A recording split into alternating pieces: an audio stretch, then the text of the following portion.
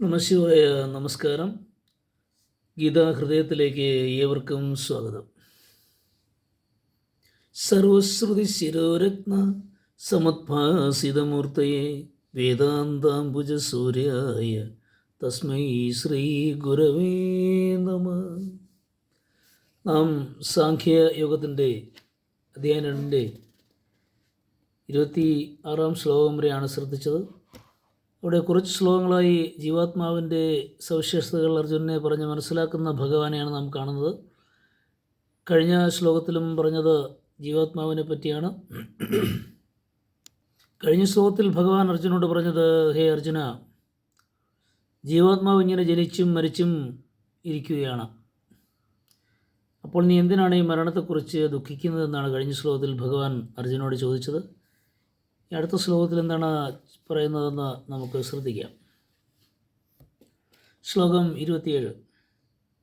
ജാതസ്യ he ധ്രുവോ മൃത്യുർധ്രുവം ജന്മ മൃതസ്യ ച തസ്മാദപരിഹാര്യേ അർത്ഥേന ത്വം ശോചിതുമർഹസി.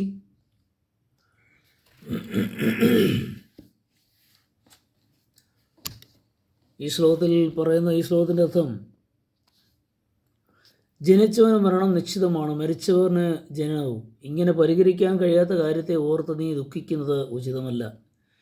ഇതുതന്നെയാണ് മറ്റൊരു വിധത്തിൽ കഴിഞ്ഞ ശ്ലോകത്തിലും പറഞ്ഞത്. ജനന മരണങ്ങൾ ഒരു ചക്രമാണ്. ജീവാത്മാവ് ജനിക്കുകയോ മരിക്കുകയോ ചെയ്യുന്നില്ല. അത് പുതിയ ദേഹം സ്വീകരിക്കുകയും പഴയത് ഉപേക്ഷിക്കുകയുമാണ് ചെയ്യുന്നത്. സ്വകർമ്മമനുസരിച്ച് പുതിയ ദേഹം ലഭിക്കുന്നു. ഇക്കാര്യം ദേഹങ്ങൾക്കും വേദങ്ങൾക്കും ഉപനിഷത്തുക്കൾക്കും സമ്മതമാണ്. സാഖ്യ ദർശനത്തിൽ കപിലമുനിയും ഇതുതന്നെ പറയുന്നു. കപിലമുനി സാഖ്യദർശനത്തിൽ ഇതിനെപ്പറ്റി പറയുന്നത്, കർമ്മകൃഷ്ടേർവാനാദിത. സാഖ്യദർശനത്തിൽ 3-ാം അധ്യായത്തിൽ 62-ാം ശ്ലോകം. വെറും തുച്ഛമായ ഒരു 2 വാചകങ്ങളെ ഉള്ളുവെങ്കിലും അത് വളരെ ബൃഹത്തായ ഒരു അർത്ഥം ഉൾക്കൊള്ളുന്നതാണ് കപിലമുനിയുടെ.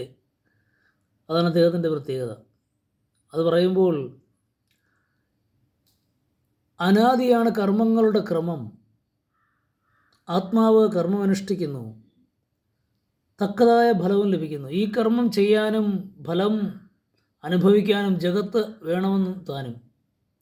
സാഖ്യ ദർശനത്തിൻ്റെ ഈ ചിന്തയാണ് ശ്ലോകത്തിൻ്റെ ഇതിവൃത്തം. കൂടാതെ മറ്റൊരു സൂത്രത്തിൽ കപിലമുനി പറയുന്നത് ഉപഭോഗാദിതരസ്യ എന്നാണ്.